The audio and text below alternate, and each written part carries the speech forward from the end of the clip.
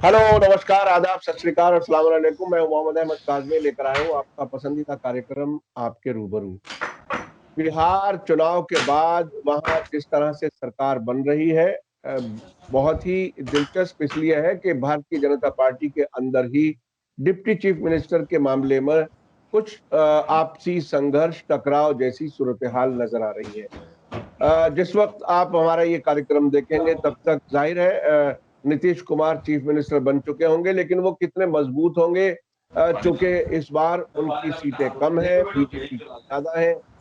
जो सियासी सूरत हाल है बिहार की, उसके अलावा तेजस्वी यादव का अपना दावा, जो मेल बैलेट्स हैं उसकी गिनती, जो जो जो डाक से आते हैं उसकी गिनती के लिए उन्होंने बहुत जोरदार अंदाज में कहा है और इस हद तक कहा है कि वो अदालत जाएंगे अगर इलेक्शन कमीशन नहीं सुनेगा। तो ऐसी गैर यकीनी सी हालत में सरकार बन रही है बीजेपी की।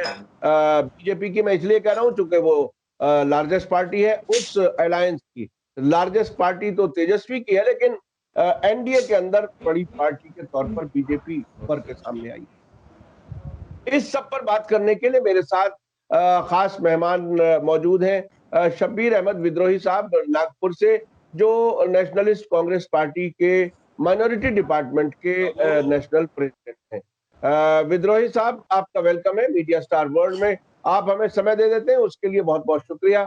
आप ये बताइए कि बिहार में जिस तरह की सरकार बन रही है उसके बारे में आपकी, एक पॉलिटिशियन के तौर पर, एक सियासी पार्टी में एक्टिव लीडर के तौर पर आपको कैसा लग रहा है कि ये किस तरह की हुकूमत बन रही है और कि ये कितने दिन चल पाएगी, क्या कुछ लगता है आपको? पहले तो हम आपके दर्शकों का अभिवादन कर दें और उसके बाद आपके सवाल कि ये सरकार कितने दिन चलेगी और सरकार का क्या ये है।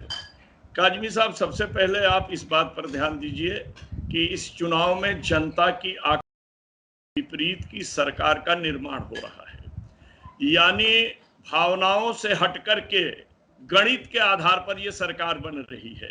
जनता की भावनाओं को आपने टीवी पर देखा, जनता की भावनाएं सरकार बदलने की थी, लेकिन ये गणित जो आ गया, अंक गणित के आधार पर इस सरकार का निर्माण हो रहा है। और इस सरकार के निर्माण के पीछे हम एक बात कह दें कि तीन चीजें बड़े साफ हो जाती हैं। एक तो जिस तरीके का आपके यहाँ एजिट पोल आया, सी पोल आया, और एक्चुअल जब गिनती की गई तो उसमें किस तरह के फर्क आए, क्या आए, ये अलग बातें हैं। कहने और सुनने के लिए हम तो दूर बैठे हैं। अखबार और न्यूज चैनलों से जो हमको समाचार मिली उसमें यहां तक मिला कि जीत का सर्टिफिकेट देने के लिए बैठाए हुए लोगों को बाद में 20 वोट, 19 वोट, 13 वोट से हरा दिया गया। तो साबित यह है कि जिस तरह की योजना बनाकर यह सरकार बनाई गई, छल और कपट की आयु नहीं होती, इनकी आयु बड़ी कमजोर होती है, झूठ की बुनियाद नहीं होती, झूठ जो है दूसरे की बुनियाद पर खड़ा होता है। तो और दूसरा, जहां तक नैतिक जवाबदारी का है, हमारे नीतीश कुमार जी माने जाते हैं कि ये नैतिक मूल्यों के संरक्षक हैं, लेकिन कुछ दिनों से 5-7 सालों से इनका नैतिक मूल्य अपने आप डाउन होता चला गया है। और जहां नैतिक मूल्य नहीं रहते हैं वहां सामाजिक चेतनाएं अपने आप मर जाती हैं, और जहां सामाजिक चेतनाएं मर जाती हैं, मानो अपने विवेक के बजाय दूसरे का गुलाम बन करके काम करता है। लेकिन अभी तक मेरे देखने में ऐसा लगता है कि नीतीश कुमार जी की मानसिकता गुलामी की नहीं है, जनता के सेवा की भावना अभी भी थोड़ी थोड़ी उनके अंदर जीवित है। रह गया ये कि भारतीय जनता पार्टी ने जो खेल खेला है वहां पर, वो खेल में वो कामयाब हुई। जो उनका हनुमान अपने आप बाहर निकल गया, चिराग पासवान, और वो चिराग ने अपना महल तो जलाया ही जलाया, लेकिन नीतीश कुमार को जहां पहुंचाना था वहां पहुंचा दिया, और उनकी इज्जत को, अजमत को और उनकी सीटों को, तीनों को घटा दिया। अब भाजपा केवल कोई वचन पूरा तो करती नहीं है, मगर बिहार में ये वचन पूरा करने के लिए मजबूर है कि हमने नीतीश कुमार को मुख्यमंत्री कहा था और हम उसको मुख्यमंत्री बनाएंगे, क्योंकि उनको हटाने के बाद जनता दल यूनाइटेड में टूट होने की संभावना है। अगर उनको नहीं बनाते हैं तो ये टूटते हैं। अब उनके बनाने में भी भाजपा के अंदर जो है राग चल रहा है, जिसके कारण उन्होंने मुख्यमंत्री उप मुख्यमंत्री पद पर सुशील मोदी को रखना पसंद नहीं कर रहे हैं। तो ये चीजें हैं, और इन चीजों में आपने देखा कि पासवान ने साफ कहा कि मैं नरेंद्र मोदी जी का हनुमान हूं। अब हनुमान ने लंका में आग लगा दिया कि कहां आग लगाया। सबसे बड़ी बात यह है कि इस सरकार की आयु जो है नैतिकता के बुनियाद पर नहीं है, गणित के बुनियाद पर है, और गणित कभी भी फेल हो सकता है।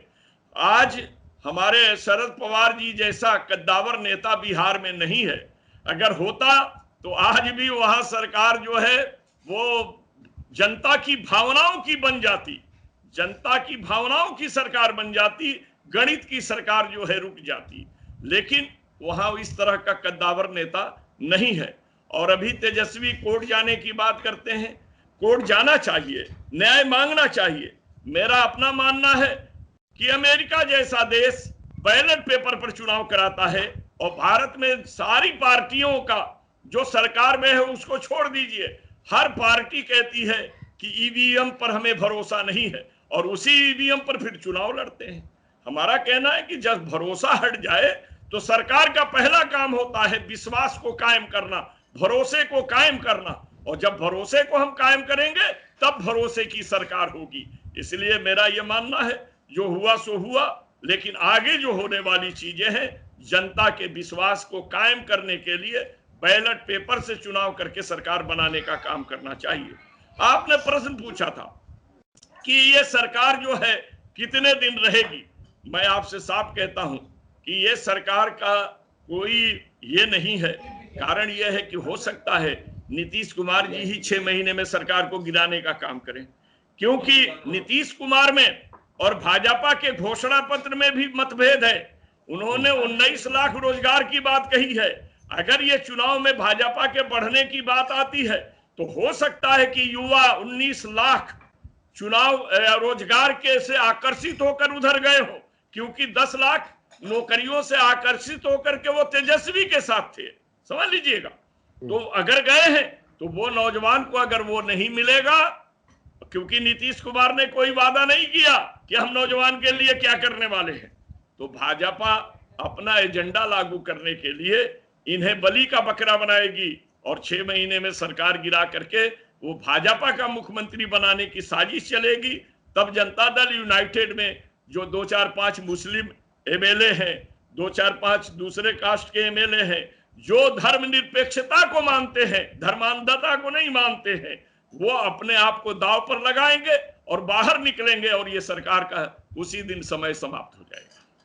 अच्छा, आपने ईवीएम की बात कही। ईवीएम के बारे में 2019 लोकसभा इलेक्शन में इतने सबूत सामने आए, ट्रकों में ईवीएम मशीनें आती जाती दिखाई गई, घरों में ईवीएम मशीनें दिखाई गई, प्राइवेट गाड़ियों में मूव करती हुई दिखाई गई। उसके बाद भी इलेक्शन कमीशन ने कुछ नहीं सुना, उस पर कोई कार्रवाई नहीं की। अब भी बिहार में जो तेजस्वी यादव का इल्जाम है, आरोप है, वो बड़ा संगीन आरोप है। वो कहते हैं कि कम से कम 20 सीटें और ऐसी हैं जिसमें हम जीते हुए हैं, और आखिरी मिनट पर गिनती में हेरफेर करके, और खास तौर पर जो डाक से आई हुई वोटें हैं उसमें हेरफेर बड़े पैमाने पर करके ये ऐसे इलेक्शन जिताए गए हैं। तो ऐसे हालत में जब इलेक्शन कमीशन किसी शिकायत को सुनने के मूड में नजर नहीं आता, आखिर डेमोक्रेसी का क्या हो? सही तो तरीका यह था कि इलेक्शन कमीशन पहले तेजस्वी यादव या अपोजिशन के लोगों को सेटिस्फाई करते, कोई टाइम तय होता, उसके बाद ये ओथ टेकिंग सेरेमनी होती। ये ऐसी हड़बड़ाहट में, जल्दबाजी में जो सरकार बन रही है, उसके बारे में आपका क्या कहना है? बगैर शिकायतों को अटेंड किए। काजमी साहब, एक बात आप समझ लीजिए कि आपने कठपुतलियों का नाच देखा होगा, और कहीं ना कहीं जरूर देखा होगा, और उस कठपुतली के नाच में एक चीज आप देखते हैं, जिस पर एक शेर आपको सुना देता हूं। कठपुतलियों का नाच बहुत खूब है, लेकिन वो उंगलियां तलाश करो जिसमें डोर है। आज ये तय कर लीजिए, कहने के लिए इलेक्शन कमीशन स्वतंत्र संस्था है, अदालतें स्वतंत्र संस्था है, लेकिन ये इस वक्त सरकार की कठपुतली बनकर काम कर रही हैं, और वो उंगली जो इन्हें नचा रही है, वो उंगली जो है आप समझ सकते हैं कि वो कहां पर है। आज इलेक्शन कमीशन जो है, यानी चुनाव आयोग जो है, वह निष्पक्ष नहीं रह गया। अगर निष्पक्ष होता तो चुनाव के समय ही, जब पूरी पार्टियां, केवल भाजपा और जनता दल यूनाइटेड को छोड़कर सारी पार्टियां कोरोना काल का विरोध कर रही थी, तब भी इसने जबरन चुनाव कराने की बात कही। और आज भी डाक टिकट के मामले में जब रिकाउंटिंग की बात किया, यानी तेजस्वी की पार्टी ने, इसने उसे नहीं सुना। ये सारे सबूत इस बात को समझाते हैं कि ये कठपुतली बन चुके हैं, और इन्हें नचाने का काम वो उंगली कर रही है जिनके इशारे पर आज भारत देश चल रहा है। भारत देश जो है, आपको एक बात बता दूं, भारतीय जनता पार्टी है, इसका पहला शब्द भ है। भ का मतलब आप जानते हैं क्या है? ये भ भावनाओं से खेलती है, ये भ केवल भगवान की बात करती है, भ ये भूत और प्रेतों से जनता को डराती है। ये अजीब किस्म की पार्टी है जो हमारी भावना से खिलवाड़ करती है और भगवान का नाम लेकर वोट मांगती है। ये भगवान के साथ भी छल करती है। वो इतना बड़ा छल करती है कि आप जान करके ताज्जुब करेंगे। सेबरी के झूठे बैर को राम ने खा लिया था, मगर राष्ट्रपति शेड्यूल कास्ट का था, राम मंदिर के निर्माण के पत्थर रखने में उसे नहीं बुलाया गया था। इतना छल करने वाली पार्टी है। इसलिए इस पार्टी के बारे में हम आपसे इतना ही कहना चाहेंगे कि ये कब नीतीश कुमार की भावना से खेल जाएगी, इसका कोई गारंटी नहीं है। कभी भी खेल सकती है, और या तो नीतीश कुमार को भाजपा की कठपुतली बनकर चलना पड़ेगा, या अपने भावनाओं को बचाने के लिए इनसे दूर होना पड़ेगा। आपने बिल्कुल सही कहा कि हमारे सामने जम्मू कश्मीर का महबूबा मुफ्ती का हाल क्या किया है इन्होंने, जिसके साथ मिलकर सरकार बनाई थी, वो हमारे सामने है। शिवसेना को क्या कुछ करना चाह रहे थे महाराष्ट्र में, वो भी हमारे सामने है, और कई जगहों पर। अब मुझे बताइए कि वहां असदुद्दीन ओवैसी की पार्टी के बारे में ये कहा जा रहा है कि हालांकि उन्होंने 5 सीटें जीती हैं, लेकिन कम से कम 20 सीटें सेकुलर पार्टियों को हरा करके जीती हैं, ऐसा बताया जा रहा है, ऐसे आंकड़े सामने आए हैं। आपका क्या कहना है इस तरह के जो लोग हैं जो सेकुलर पार्टियों को हराने का काम करते हैं, जिनके बारे में कहा जाता है कि ये बीजेपी की बी पार्टी है? क्या आप इसके बारे में क्या सोचते हैं? देखिए, बीजेपी को मालूम है कि फूट डालो, अंग्रेजों ने फूट डाला और देश में राज किया। जहां सेकुलर वोटों में हम फूट डालेंगे तभी जीतेंगे, धर्मांध के वोट उतना बढ़े नहीं हैं। तो आज अवैसी के बारे में पार्लियामेंट में किसी तरह का भाषण देकर मुस्लिम भावनाओं को भड़का देना, ये एक अलग बात है। लेकिन मुसलमानों की हिफाजत करने, लड़ाई लड़ने के लिए इत्तेहाद का होना, और बल्कि मैं ये कहूंगा कि मुसलमान नहीं, इंसानों में इत्तेहाद होना चाहिए, क्योंकि हम इंसान हैं और हमारा मजहब हमारे घर तक, हमारी मस्जिद तक है, और हमारा मजहब उस तरह का मजहब है जो दूसरों में मोहब्बत फैलाने की बात करता है। इसलिए मैं एक बात साफ कह दूं कि अवैसी की तरह आपको बता दूं, आसाम में भी ये खेल खेलना चाहते हैं बदरुद्दीन के साथ, और बदरुद्दीन इस बात को नहीं मानता, लेकिन बदरुद्दीन ने भी अभी एक बहुत बड़ी पॉलिसी खेला है। मुख्यमंत्री के बाप के नाम से अस्पताल बनाने की बात कहा है कि हमें 100 एकड़ जमीन दे दीजिए तो हम 100 करोड़ का हॉस्पिटल बना करके आपके बाप के नाम से देंगे। तो हमारे यहाँ देखिए, हकीकत को अगर हम मजाहिया में लेके चले जाएं, हकीकत को हम चापलूसी के रास्ते पर लेकर चले जाएं, तो हकीकत खत्म हो जाएगी और आदमी का जो है मामला टेढ़ा हो जाएगा। इसलिए मेरा मानना यह है कि यह सच है कि सेकुलर वोटों का बंटवारा करने के लिए अवैसी अपने हैदराबाद के यानी तेलंगाना में केवल 12-14 सीट लड़ते हैं, महाराष्ट्र में वोटों को बर्बाद करने के लिए 45 सीट लड़ते हैं, और बिहार में इतना लड़ते हैं। यानी वो मुसलमानों के हमदर्द कम, भाजपा के हमदर्द ज्यादा बन चुके हैं। उनके कारनामे से भाजपा को फायदा होती है और इसीलिए लोगों का मानना है कि ये भाजपा की बी टीम है। जबकि मेरा कहना है कि अवैसी साहब सभी स्वतंत्र हैं अपनी लड़ाई लड़ने के लिए, लेकिन ये आपको भी ये अकल लगानी चाहिए कि जो हमारे मजहब से लेकर के हमारे सेकुलरिज्म पर हमला कर रहा है, जो देश के संविधान बदलने की बात कर रहा है, जो देश के अंदर एक कौम को दोयम नागरिक बनाने की साजिश में है, एक की नागरिकता खत्म करने की साजिश में है, ऐसे लोगों को फायदा पहुंचाना मैं ये मानता हूं कि उतना ही नुकसानदेह है जितना उसके साथ रहना।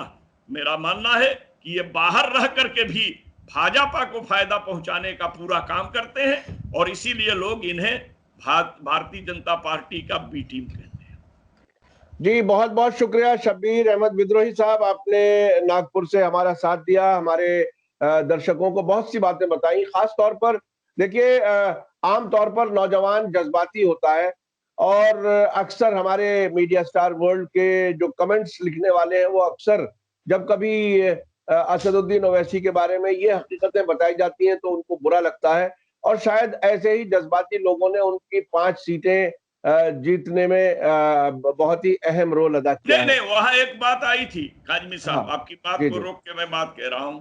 वहां देखिए, वहां लोगों ने देखा कि अगर हम ये नहीं जिताते हैं तो भारतीय जनता पार्टी जीत जाएगी, तो वहां लोगों ने इनको जिताने का काम किया। जहां लोगों ने आकलन नहीं कर पाए कि हमारे वोटों से किसको फायदा होगा, वहां पर वो इनके साथ चले गए और वोट माइनस में चला गया, तो सेकुलर वोट बढ़ गया और भाजपा को फायदा पहुंच गया। जहां मुस्लिम बाहुल्य इलाका था, जहां इनकी एकता से जीत तय थी। कारण क्या है, देखिए कांग्रेस से आज भी मुसलमान उतना खुश नहीं है और इसलिए विकल्प नहीं था, वो सीटें कांग्रेस को दे दिया था जनता ये राजद ने। और सबसे बड़ी बात है कि आज राजद को जो परेशानी उठानी पड़ी है वो केवल कांग्रेस के वजह से परेशानी उठानी पड़ी है। पिछली बार 40 सीट लड़ करके ये 27 जीते थे, इस बार 70 लड़ करके 19 जीते हैं। अगर उसी में से कम्युनिस्ट को 2-4 सीट गई होती, 2-4 सीट और दूसरे को गई होती, तो ये किसी कीमत पर सरकार इनकी नहीं बनती। सरकार जो है तेजस्वी यादव की यानी राजद की सरकार बन गई होती। तो ये तो कुछ वजह थी। यानी एक तरह से कांग्रेस ने भी बीजेपी को हुकूमत बनाने में मदद की है। वो उन्होंने होता यह है कि बड़ा अजीब है कि अपनी हकीकत नहीं जान रहे, ग्राउंड पे हम कहाँ हैं। हम कमरों में बैठ करके मीटिंगों में ज्यादा सीटों पे टिकट ले लें और बाद में ग्राउंड पर हम उसको हकीकत में ना बदल पाए, तो ये बड़ी अजीब।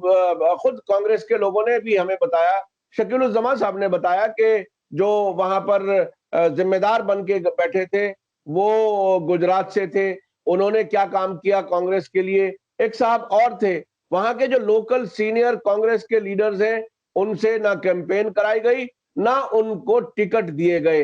तो इस तरह से कांग्रेस के अंदर भी बीजेपी के कुछ हमदर्द लोग बैठे हुए, ऐसी शिकायतें खुद कांग्रेस के लोग कर रहे हैं।